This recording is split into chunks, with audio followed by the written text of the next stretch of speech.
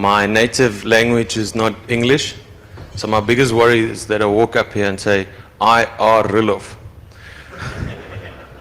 Okay, so bear with me when I make some of the more common grammar mistakes. Okay. We're going to look at the schedule. Quickly, we'll do a short introduction of us, where we come from, that kind of thing. This whole lecture is about Trojans, so we'll be looking at why we actually want to talk about Trojans, why it's interesting to us. Haroon here will give a brief history of Trojans and COVID channels. We'll look at a model that we use that's a hybrid model. We'll then look at the advances that Trojan technology has gone through and the advances that we've made. We'll do a quick demonstration, talk about how we're taking this further, and then possible fixes. Okay, SensePost. We're from a company called SensePost. We're a South African company. We traveled about 26, 27 hours to be here. So it's a really long flight. We are a company of about 10 people. We're not a very large company. I'm saying all of this because my financial director told me if I don't do this, he's not sending me again. So this is like the, slash marketing kind of thing. We do network security analysis. Many of the guys here know this as pen testing. We specialize in external work. The speakers, like I said, my name is Roelof. This is Haroon, Meer. What's interesting, well, what I think is interesting about us is, if you think about Be modest. if you think about networks as a city, and you would think about roads as the network itself, and maybe the houses as the hosts, and within the houses you have some safes and cabinets where data is stored, then there's a lot of people that actually concentrate on doing safe cracking. Okay, so they spend a whole lot of time looking at in terms of writing shell code and that kind of thing. Don't ask us about opcodes and that. You get a concept today of tool makers and tool users, and the community like to think of tool makers as the lead people, and tool users as the script kiddies. And I think there's a lot of room in between that two for people like us. I wouldn't see myself as a tool maker. We modify tools, that kind of thing. But I won't say that we're tool makers. We're not tool users either. And I think a lot of you people in here actually falls in the category between the two. Okay, that's us. The object of this presentation is really to look at Trojans, to look at bidirectional communication.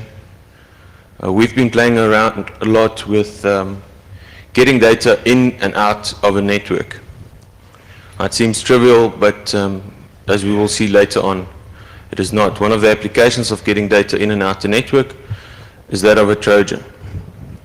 And there's different ways of getting data in and out the network. We played around with tunneling data within DNS requests, tunneling data within ICMP packets, with email going in and out.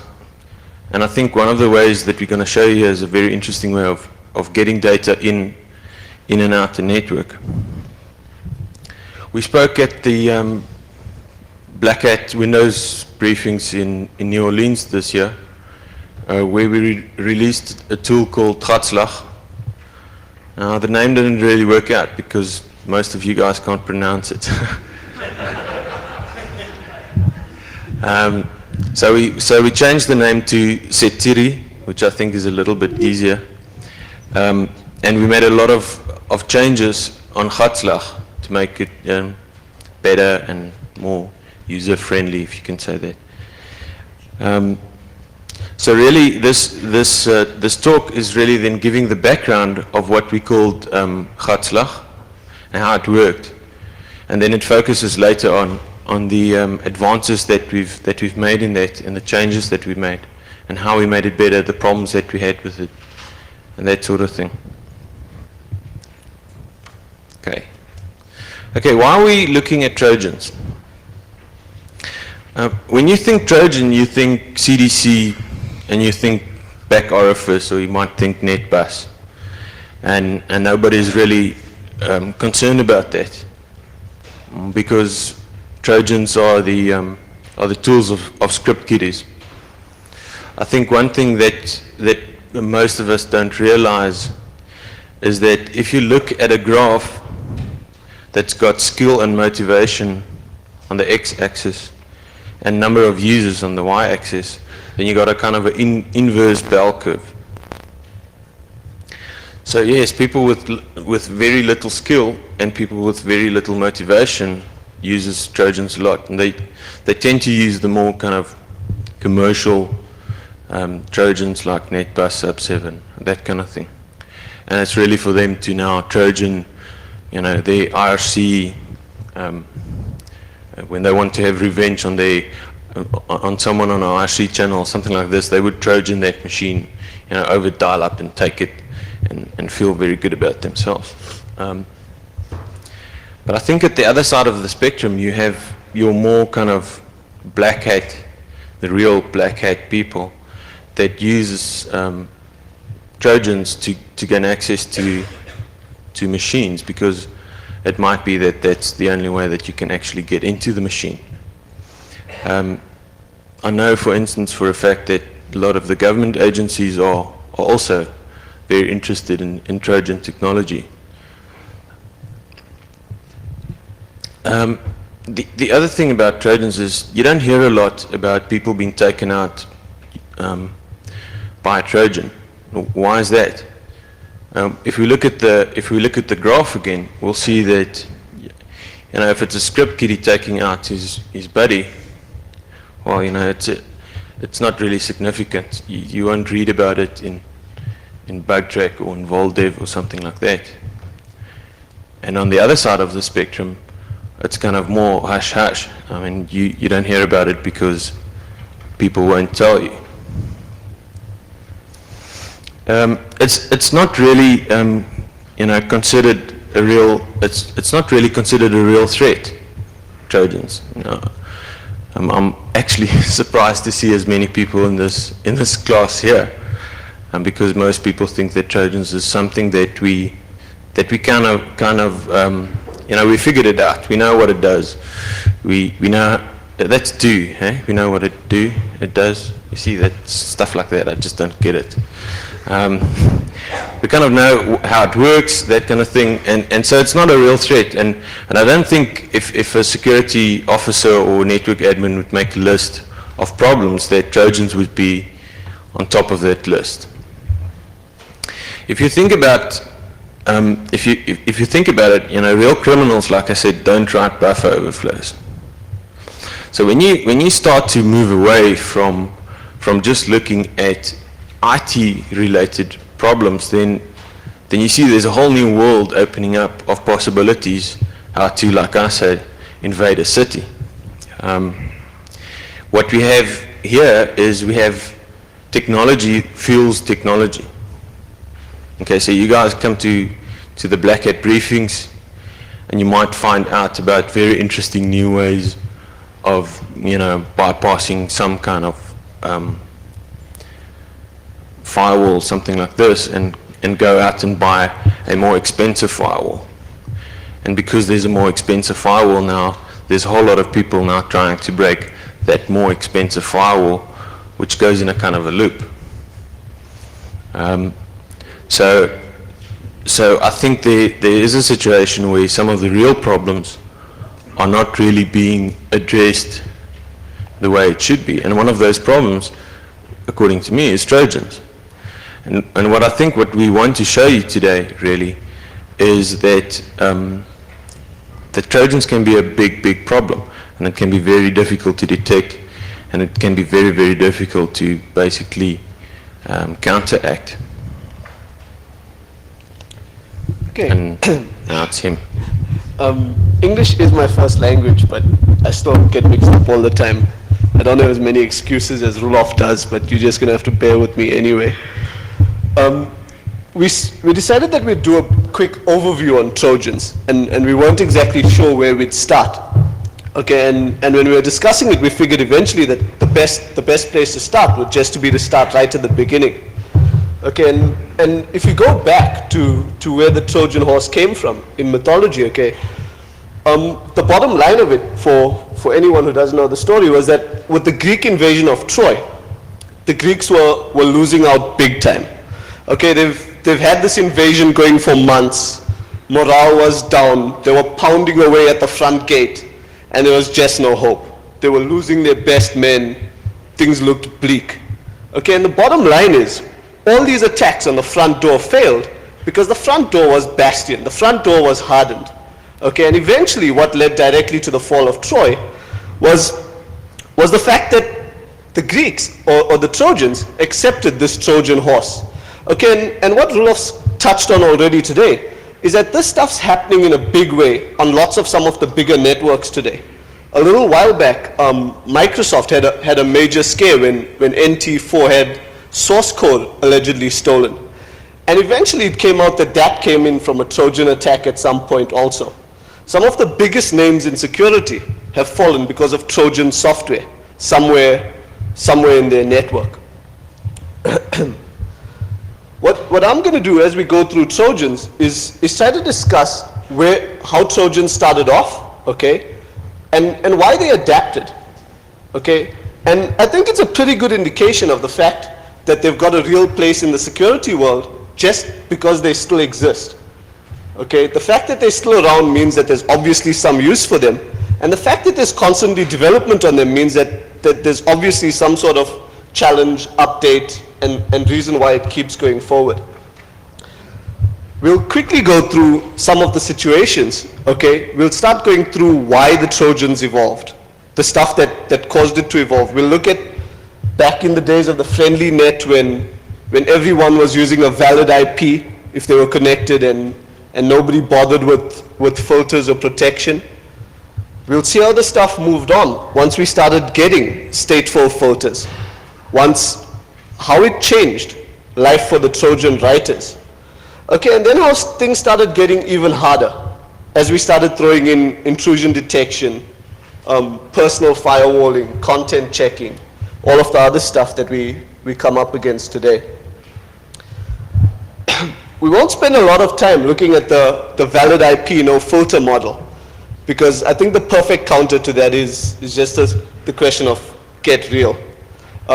We were discussing, we run training, and Charlotte and I were discussing yesterday that even my mother actually uses a personal firewall on a home computer. Okay, she doesn't know what it is, but when they gave her internet connection, they gave her some Norton personal anti-intrusion detection thing and some personal firewall. If you connect it on the net nowadays, you're running some sort of protection. And so our old Trojans, which did simple TCP listens, just waited for connects, fell away very quickly. Okay, and people then moved into the model where we started putting at least some sort of filtering on our network. Okay, we started saying we'll block almost everything coming in because we know that everyone out there is not our friend.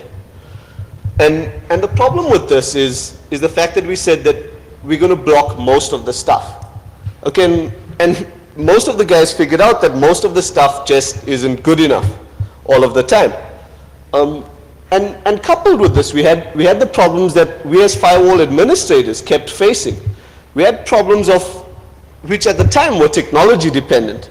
Okay, we had problems with firewalling out high ports. FTP gave us endless hassles because of the back channels. Okay, and then we had config.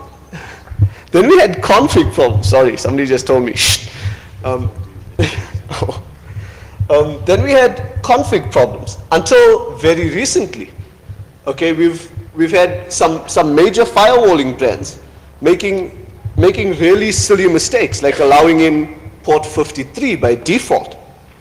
Okay, these were simple things that gave us a lot of hassle, because if someone were to run a Trojan on the inside of our network, they just had to do a listen on on port 53, or we just had to send our stuff in on source port 20 and we were smiling. Okay, and for a long time, the guys who wrote the Trojans did that. They just simply smiled. With stateless filters, all of you guys will know that stateless filters work simply by watching for the SYN packet. Okay, so typically you'd say permit all that's established, okay, and then just do your filtering based on the SYN packets that try to come past. And that was quickly dealt with. A guy called Arne Widström wrote a program that did ACK tunneling, that held entire conversations, but just never passed a SYN packet through it. Okay, so clearly stateless firewalls were not going to cut it anymore. And so we moved on to where a lot of people are today. We've got firewalls that are doing some sort of stateful inspection. And then we start to say, okay, you can get out, but you can only get out to these ICQ networks, or you can only get out to this IRC server because we figure you need to, or you can browse, but you can go out using this proxy. Okay, and again, the technology evolved, and it put a little bit of a speed bump in front of Trojan developers, but again, that didn't take too long. Okay, the guys from CDC with Back Orifice released a really powerful remote systems management tool, okay? Because Back Orifice is not a Trojan, it's got valid uses also. And guys were quick to throw in snap-ins for it. Okay, stuff like Gbot and Rattler allowed your Back Orifice to connect to IRC servers where they picked up their commands. Okay, so even with stateful filters, we were having problems just because of the stuff we were still allowing to go out. And then things didn't get a lot better because technology evolved again to get to where we are today. We started to throw in content level checking. We started to throw in intrusion detection that got smarter. Okay, personal firewalls on your machines complain bitterly the moment anything tries to run on them that they don't know about. And so clearly what's needed was another way to try to get out for the Trojan writers to get the stuff out of networks. And at this point we'll break off Trojans a little bit to cover a little bit of covert channels. Covert channels aren't new either. In '85, the official description by the TSC for covert channels was any mean of communications that bypassed your system security policy. Okay, and way back in '96, Frack magazine introduced Loki. Okay, and Loki, which was named after the Norse god of treachery, tunneled entire conversations through ICMP. Okay, and so simply if you're allowing ICMP to pass through your network, guys were having entire conversations with their Trojans just going through ICMP. In '98, the Hacker's Choice, a guy called Van Houser, released RWW Shell. He's recently done an update to it. And the idea was an excellent one. Because with RWW Shell, what he did was he tunneled entire conversations through HTTP requests. Okay, so the HTTP request went out, and with responses, with 404 responses that came back, he established bidirectional communication. The idea was excellent and was picked up in '99. HTTP Tunnel started doing the exact same thing. Today, there's companies that provide the service. You buy the application, run it on your machine, and it allows you to bypass your company's firewall if they're allowing web browsing. The problem is, all of this stuff have got certain inherent limitations. Okay, we discussed the problems with the direct model. Firewalls and intrusion detection systems just took them out. Okay, and we saw that ICMP hackery and flag manipulation worked for a little bit, but stateful firewalls started to kill them as well. You started to tighten up your firewall configs, and you more or less took care of guys that were using agents, guys that were going out through IRC channels, for example. You threw in intrusion detection system, and simple tunneling techniques no longer worked because these IDSs, these content level checks were picking up the packets and saying, you say that's ICMP, but that don't look like any ICMP packet I recognize. Okay, stuff was getting cut out and it was easy to pick up. We started using authentication on our proxies, and it got okay to, if you were planning on tunneling stuff out of your own network, because you were running the tunnel. Okay? You were downloading this 20 meg file, putting it on your machine, and it was allowing you to bypass the proxies, or it was allowing you to bypass your company's filters. And clearly what's needed, or what's obvious, is that some combination of all of the above is going to be what we need to go forward. I pass you on to my beautiful assistant. Hi. Or here. Okay. Thanks. Okay, so clearly what was needed here was something that's a little bit more advanced. Sorry.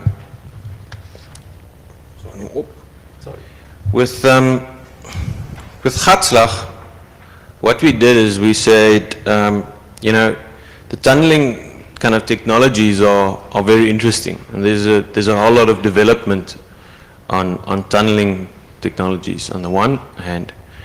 On the other hand, you have Trojans that can beam images that's on a webcam across, and there's a lot of advances in the actual Trojans itself in terms of functionality. But really, no one thus far has done a lot of work in combining the two technologies. So what we've done is we've created a kind of a hybrid model that is a combination between a covert tunnel and a Trojan. And we spent less time working on the features of the Trojan and more time on the actual establishment of a bidirectional communication set. Now, if we look at defenses today, and I think Haroon has touched on that, you got your packet filters, stateful or not stateful. You got NAT on the network, authentication proxies. If you want to go out, you got to authenticate to the proxy. You got IDS systems, personal firewalls, antivirus on your PC, content level and protocol checking devices.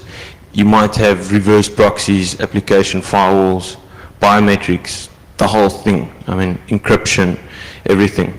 If we look at how all of these technologies are kind of merged into one network, it could look like this. Okay, can everyone see that? Is it? I can't even see the screen. It's like I only see a screen that's this wide. Okay, so what you have there is you might have a content level checking firewall that's connected in a DMZ configuration, IDS virus scanner sitting on that DMZ segment that's also unrooted, with the authentication proxy sitting in the DMZ as well. You got NAT on the front side with the stateful inspection technology before it goes out to another segment that is connected to a router that's also doing some screening so that some of the ICMP or UDP is screened off right at the router, and then even it goes to the internet. You got the additional problem of your machine that's inside the network running personal firewalls, running antivirus, all kinds of interesting technologies on the PC itself. Now, if you look at this network, if you look at a typical network like that, you can understand that you would think if we had a network like this, we don't probably we're not going to have problems with Trojans, right? Wrong. What we will show is in the next few minutes how we develop certain technologies that will be able to bypass all of that in one nice single go. So let's have a look at it. Now, Gatslag, how did it actually work? Like I said, Gatslag Gatslag is a combination between a covert channel and a Trojan itself. It uses a reverse connection, just as the covert channels does. So the connection is really initiated from inside the network going outwards. You got to start there. You're not going to get the packet from outside into that network, right? You got to start sending the data out. The second thing is we also used HTTP to tunnel our data in. We encapsulate commands and output of that commands in HTTP. But I think the big difference, and this is the key to this whole thing, is while other tunneling technologies uses a program that actually makes a socket call out and connects out to port 80 and tunnels the data through that. We don't do that. We use OLE and we control an instance of Internet Explorer. Now, why is that interesting? You'll see later on how that becomes very, very interesting and very relevant to this problem. So really our requests that we make and the data that we're sending, we never make a socket call. We only talk OLE to the browser and the browser does the rest for us. The browser is actually making the socket calls, okay? Okay, why this works really nicely for us is it gives us a certain level of abstraction. Okay, if we decide that suddenly we want to make our Trojan talk SSL, we don't need to bother with lower level SSL anymore. Okay, we just got to tell the browser, use SSL, and Internet Explorer does it all for us. If you've got intrusion detection systems watching your packets flowing, then that's cool. Your IDS is just not going to see anything. Okay, it gives us a lot of abstraction because we're simply passing stuff to the browser. The browser's going to take care of a lot of the stuff for us. And this is my slide. your slide, my slide. I thought we agreed on it. Jeez, man. Now you tell me. Okay, so if I just can come a little bit back to that. So yes, we encapsulate in Internet Explorer. We don't encapsulate in HTTP. If we look at Gatslag, how Gatslag actually worked, put that down. It received commands in the title of web pages, okay, and it actually posted data back encoded as text files. We will see that when we get to Setiri, that's changed a little bit the way that we do that because it's not that optimized. And this is the slide you were looking for, Haroon.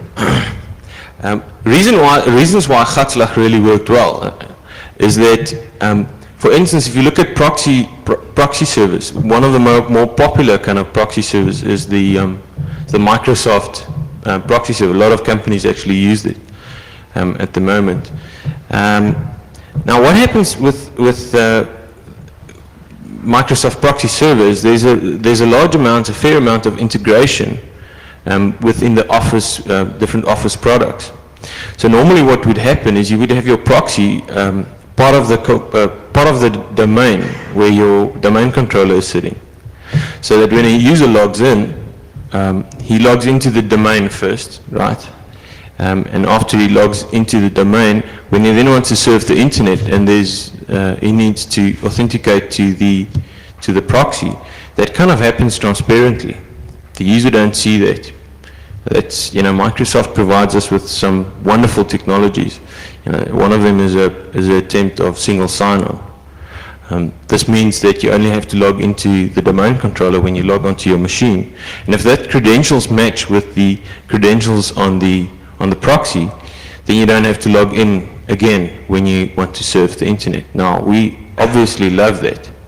If you think about it, we only use IE, okay? So if there's an authentication proxy sitting there, it'd be transparent to us as well.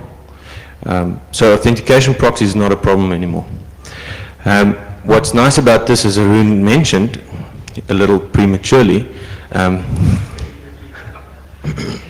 is that we can now very, very easily slap SSL on top of that. Okay, we don't need to bother about making doing the encryption ourselves, we simply put a little S in front of the HTTP and wow, we got encryption. The problem with the encryption, the problem with the SSL there, is that you got to now realize we are spawning a IE process, right? And we'll talk about that just a little bit later on. If there's any problems on the pages that we are now surfing, like you have a little pop-up that comes up there and says, this certificate is invalid. That's a problem for us because we can't actually, as far as I know, press that little yes button to say, I accept that the certificate is invalid. Okay, if somebody knows how to do that in OLE with the browser object, I'll be happy to speak to you. No, for sure, I mean it, I'm not being sarcastic or anything. So we got to make registry changes, a little bit of registry changes before we fire up this thing, so that, I don't know if you know, but the setting to accept certificates that's bad is really just a setting that you can set in the registry. You can set that to off, and then you can surf anywhere, and there might not be a valid certificate, but that's okay. You can also see how personal firewalls are having a bit of a problem here. Personal firewall looks at a foreign process that tries to communicate to the machine or from the machine. But most of the people here, I suspect, that's running personal firewalls have set that personal firewall to allow the browser to go out, right? Because otherwise, every time you open a page or you open your browser, you've got to say, yeah, this is a program that I know is cool. So by default, people set that to, yes, the browser can go out, otherwise I can't surf the internet. So the personal firewall really falls out of the loop as well. The other nice thing of using the OLE model is that Microsoft has been so good to put a browser on every desktop, and that browser is basically the same kind of browser. The model, the OLE commands of talking to that is really the same, which makes this perfectly platform independent. We don't need any special software. We got the software right there on the box that we need. Now, what we did with Gatslag, what we have is with phone home technology, we call it phone home technology, stuff that makes connections out. You always have the problem that you got to know where your home is. You're phoning home, but where is home? All right. And the way that we try to address this with Gatslag is to first contact what we call a master site. Right. The master site is a static page sitting at take a pick, GeoCities, Yahoo, anywhere. Right. It looks like a home page. So what happens is Gatslag would surf out to the master site, which is more kind of a static site, and pick off that home page, pick off an IP address where the controller is sitting, and it would then make the connection to that controller. Now the idea there was that if the controller moves around, let's say I've got to get a new IP address or something like that at the controller, then I can just easily change that on the master site and say, well, I'm not sitting here anymore, I'm now sitting here. The master site is supposedly static, okay, and I can control where my Trojan is phoning back home by changing my web page on GeoCities and simply editing that and say, well, now the Trojan has got to connect there. Okay, if we look at the process within Gatslag, now remember this is still Gatslag, this is not Setiri. So this is the kind of the same Trojan that we discussed at New Orleans. It first creates an invisible browser. Now that's making an invisible browser is not that difficult. It's just the OLE property that you set. I think it's something show visible to false. And anything you do there, you can start up an Excel spreadsheet, you can start up Outlook totally invisible. You can't see it. You do see it in the process list.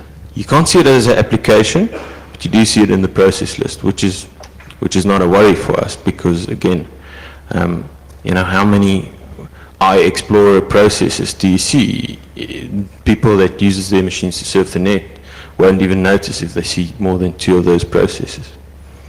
It would then connect, it would then go to the master site. So it serves out to the master site and it finds out where the controller is. It tries to connect to the controller. If it can't connect to the controller for 7 times, it assumes that the controller has moved. So then it goes back to the master site and say, oh, you know, I can't contact the controller at this IP address. Is it possible that you can please, you know, show me where home is today?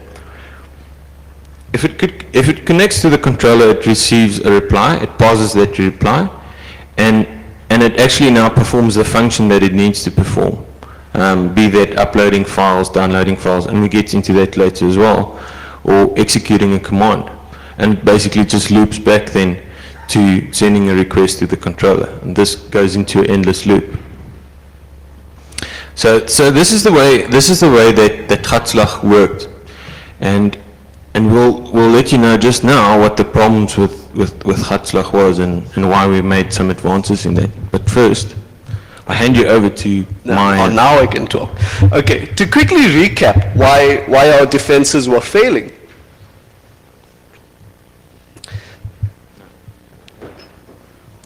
We've now lost a slide. Oops. Okay, quickly, just to recap why defenses were failing. Okay, no matter what happens, we worked on a few assumptions here, and that's that most people allow outgoing HTTP. Okay, as tight as you make your network, your CEO wants to read CNN.com when he comes in the morning. Okay, so we figured we'd do the best we could and force him to log into our proxy server before he went out. But then to make things convenient, NTLM authentication does it seamlessly for us. Okay, so if we're doing this behind the scenes, we're firing up a browser, it's no problem.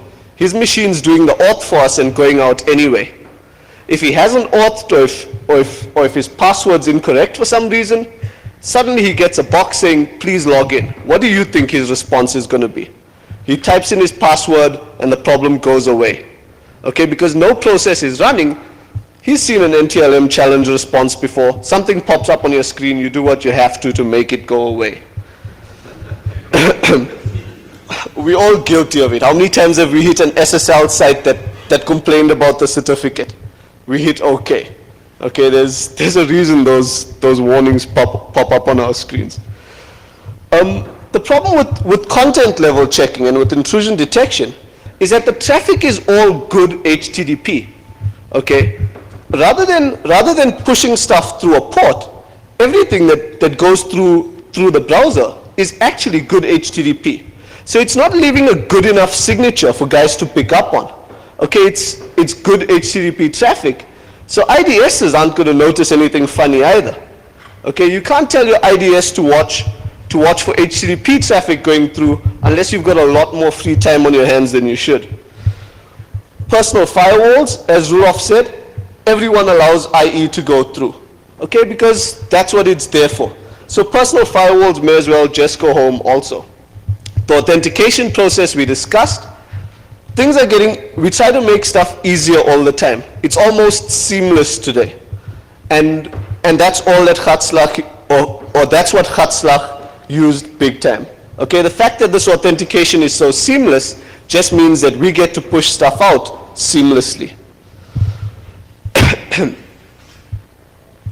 The problems with Gatslag were a few. We wrote Gatslag with the controller side running in Perl, and it was ugly, and it really sucked.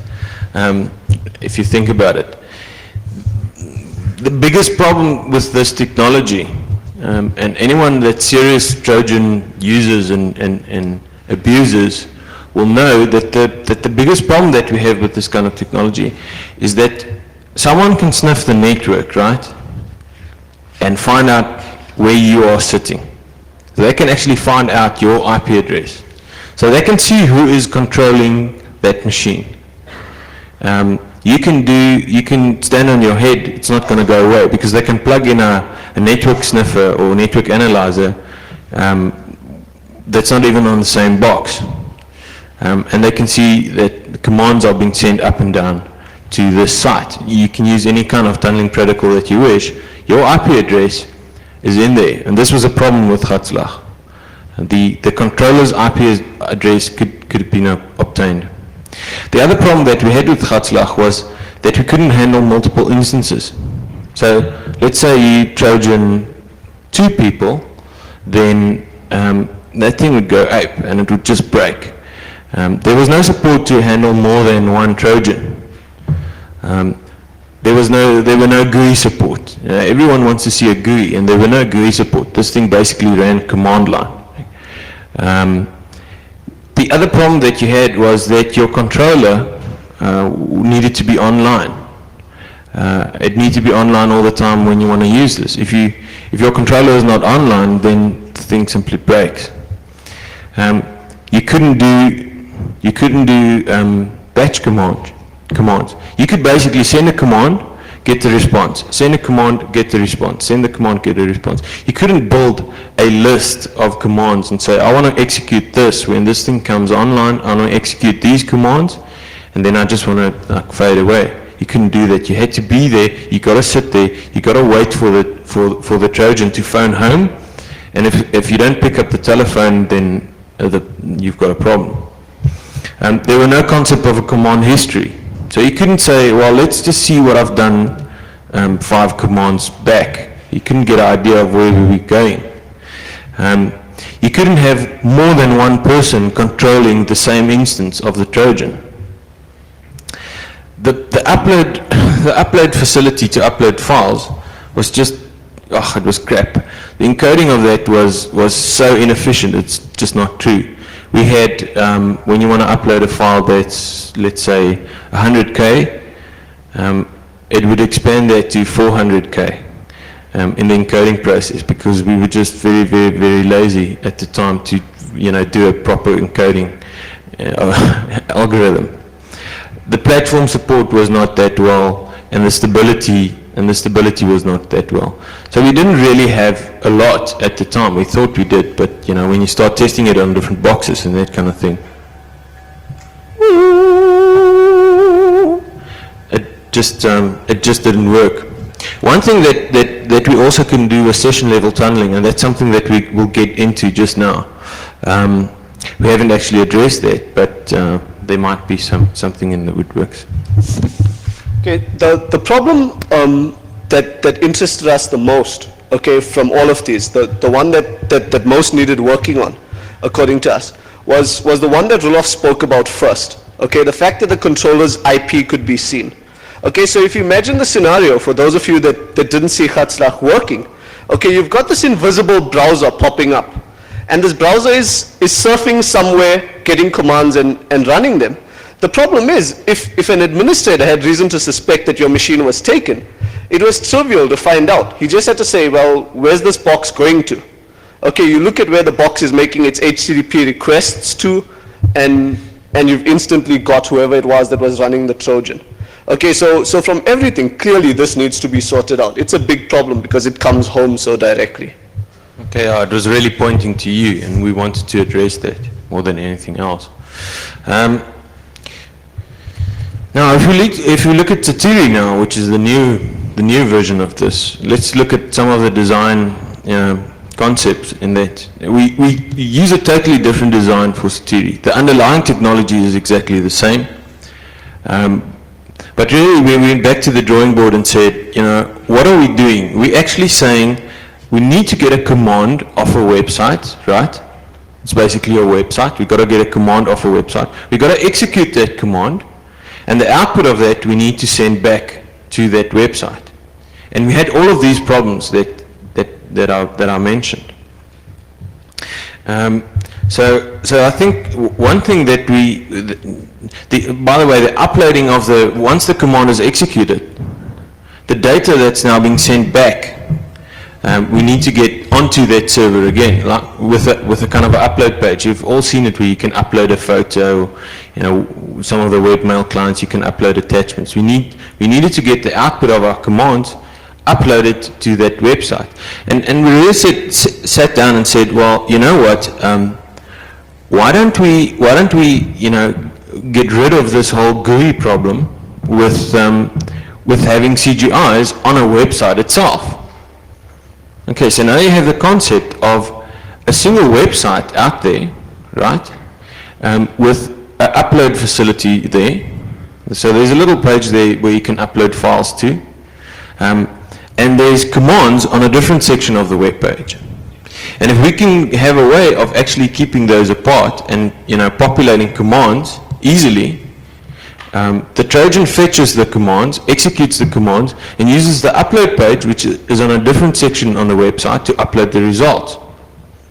And this fitted nicely in with the whole design, because now we can have CGIs that basically facilitates the GUI, right? You have a little interface. I'll show you just now what it looks like. What's interesting here is now you really have three players. So you have the Trojan, you have your website, and you have your controller. The controller that's controlling the Trojan is now simply surfing to that website, right? Putting in new commands, viewing the data that's coming back. And those commands are being fetched by the Trojan on this side. So we basically countered a lot of problems by just, you know, using that kind of design. The controller's interface, we really kept the same. There's basically three commands. You can upload, you can upload and download files, and you can execute DOS commands. And really the idea was not to build a Trojan with a lot of features like keyboard logging and logging voice and video off the speaker and the microphone and putting that back. Because we believe that with the upload facility, the download facility, and DOS execution, you can just about do anything. I mean, if you want to log keystrokes, then upload a keyboard logger, run the keyboard logger, and get the data back. So really we thought about this and we said, let's keep it simple. We'll do it like that, and that's it. We're not going to, our idea is not to build a super Trojan with a lot of elite features. And the instance problem, handling multiple instances, also just goes away, because now what you can do is you can have a subdirectory, right, for each Trojan. So the Trojan basically has got a unique name. Each Trojan that you send out has got a unique name. We call it an instance name. Got 15 minutes. Jeez. Okay, it's got a unique name, and it basically serves to a structure. It serves to a part of that web page, and within this web page, we can keep the the instances of the Trojans. We can keep them apart. Okay, so the Trojan simply serves through the website, just as a normal user would do. The interesting part of this is the keeping the IP address hidden. Anonymity. Anonymity is like a big word for us. For me, okay. Okay, what do we do about, you know, finding the IP address? Not finding the IP address, hiding the IP address away. When you think anonymity, you think proxies. So yes, why don't you just go through a proxy? And when you go through this proxy, you know, your IP address is, you must see the IP address of the proxy and not your own IP address. The problem with this is, now imagine you sitting there in that network, right there in the center of that network that I showed you. There might be a proxy already configured, right? So if we go and we change the proxy settings, that user won't go out anymore. Okay? So what we needed is we needed a proxy that is basically running in line with the browser. We needed a proxy that is operating in the browser itself, because we can only do stuff with the browser. We can't really change the settings. And a very good example of that is Anonymizer. How many of you used Anonymizer before? I'm sure a lot of you. And you know, what do you guys do? Now you know how Anonymizer works. Anonymizer really runs within that browser itself, okay? And the IP address that's, if I connect to Anonymizer, where's my traffic going? My traffic is going to Anonymizer, right? It's not going directly to my controller site, the website. So what we've built into Setiri is a thing that basically goes out to Anonymizer, SSL encrypted all the way, which is very nice. SSL encrypted to Anonymizer, logs into Anonymizer with valid credentials, and from there serves back to our controller site. Now, if you think about this, if you now look at traffic on your network, you only see traffic going encrypted to Anonymizer, correct? You never see the IP address of the real controller, which is perfect for us. Plus, it's sitting within the browser, so we don't need to actually worry about proxies. We only send a form, post a form to Anonymizer, logging us in, and then we just got to know how Anonymizer actually handles its redirection, which is easy. You just say https ssl.anonymizer / http and the website where you actually want to go to, and you serve through there, which makes it very interesting for us. Now, obviously, there are some challenges with, and by the way, it goes SSL both ways. So it goes SSL into Anonymizer, and it goes SSL out to the Trojan site, to the controller site, which makes it interesting. Now, challenges with this is, stuff like temporary files. When a connection breaks, it might store some temporary files on the hard drive. There might be something in the browser history that you need to clean up. There might be cookies and stuff that's kept there that you don't want the user to see. But all of that we can handle. I quickly want to show you what it looks like. This is the controller's website. Okay. On the left-hand side, you see the command history. Those are the commands that I actually ran on that machine. Okay, we'll run through a live run of Setiri just so we know that Roelof didn't actually just paint these with 5 minutes in Photoshop. Dude. Yeah, no, this is for real. You see there, next to the logo, you see the instance name, which is XXX test. You see the different commands there. You see a set, a dir, that kind of DOS commands that I'm executing. We uploaded a file there called test RTF. What's very nice about this is that you can actually, in the frame at the right hand side below, there's just a browsable directory of that instance, which means if you upload something, and I'm actually going to go to the next slide, if you upload something to that page and you click on it, it opens up within the browser itself, which is now very, very convenient. So if I pull down a doc file or a XLS file of someone that are Trojans, I can simply click on it and it's going to open up there. I can resize the frames, and I don't even have to pull it down, open it up again. It works right there. I've got my command history. I actually want to talk to you about how we're doing the synchronization between the commands and the actual output of the commands, but I don't think we're going to have time to do that. So if you're interested in hearing how we do that, come speak to us afterwards. Let's have a look and see what it looks like if the browser is not, on the next slide you see there, if the browser is not invisible. So there we see what it actually looks like on the left-hand top. That's what it looks like if the browser is not invisible. And you see there's a sequence number with exclamations. You probably can't see it on the screen because it's a little fuzzy, so you might want to look in your book. It's on page 89. I keep messing that up and saying 98. That's on page 89. You'll see there it's got a sequence number, which is just keeping the commands apart. It's got a command, it's got parameters, and it's got a date. And those are separated by hashes. And that's just a format in which Setiri accepts commands. That's actually the command file there, right? On the other side, on the ethereal side, this is what it looks like on the wire. And this is just to prove to you that you can't really see the controller's IP address. It really only goes out to anonymizer. So you can see that it's going to 168.143.113.14, which is anonymizer itself. The data is also encrypted, so you won't be able to see it. You won't be able to see it at all, what's going on there.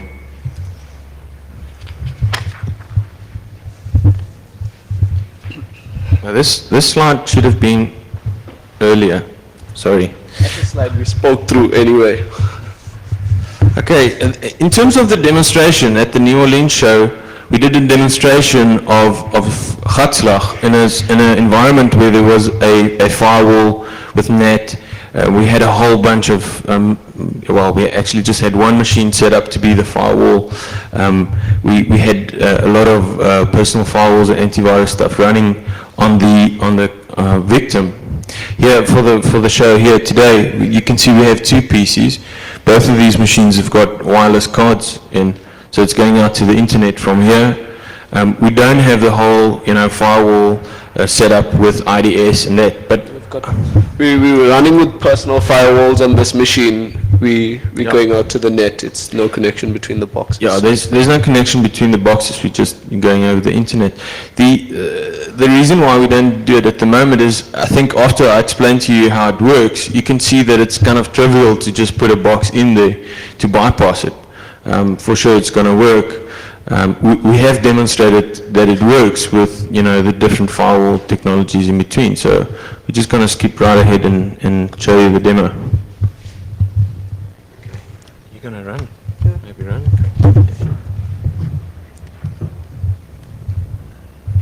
Okay, there we got our different instances.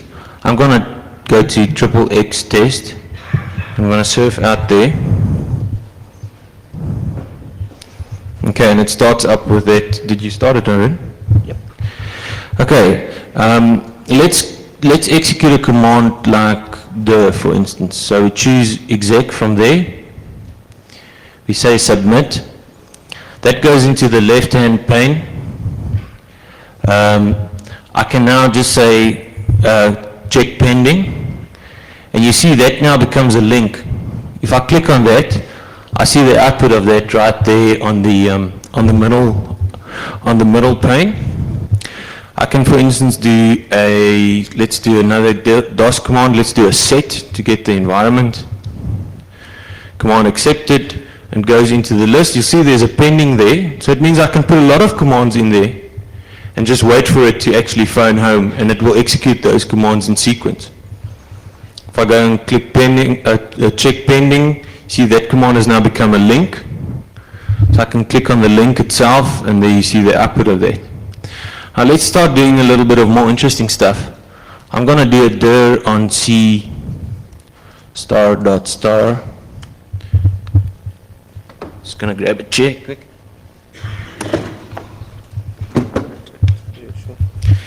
Okay, we do a click pending here, check pending. There you see the C drive. I'm going to go down a bit. Let's have a look. There's a keyboard logger in there. There's, what is it called? sense.bmp. I want to transfer that file to me, so I'm going to do a tx of C sense.bmp. Okay, now remember all of this is going through anonymizer. Right, so there's no direct connection between us. We have 4 players now. We've got the controller itself, which is me. We got the website that is sitting at Rackspace at the moment. We got anonymizer, and then we got the victim PC, and they're talking through this whole channel. Which means the Trojan works a lot better here in the States than it does for us at home, because our bandwidth is like 2 carrier pigeons and a 14.4 modem. I just want to show you that sense.bmp, Haroon, is 1.5 megs big, and we're channeling it through about 4 different hops here. So I'm not quite sure if my buffer is internal to the. There we go. It actually, let's just have a look and see. Yeah, it actually went through. This is, by the way, untested for the first time, the largest file that I've transferred in this thing.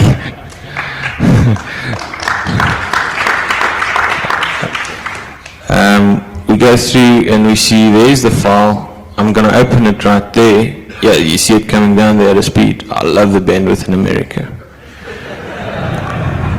That just rocks.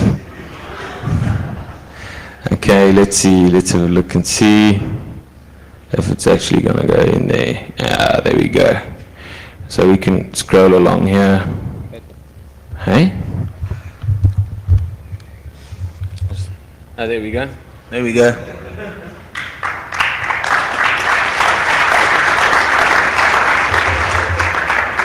It's just like a blue screen, Haroon. Okay, what I want to just show you quickly now is let's do an upload to that machine. So I'm just going to pick something down here that I'm going to transfer there. Go to my computer, C drive, I don't know what I should do. Let's just do this winzip.log. I'm going to put it in C temp. Temp. And I'm going to call it winzip.log.